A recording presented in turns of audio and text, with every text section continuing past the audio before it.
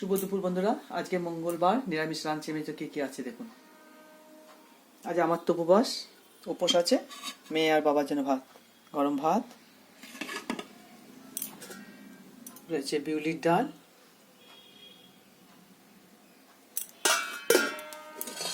এটা রয়েছে আলু পোস্ত,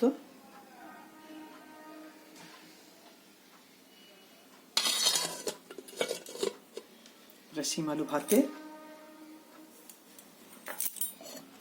ধনে পাতা বাটা,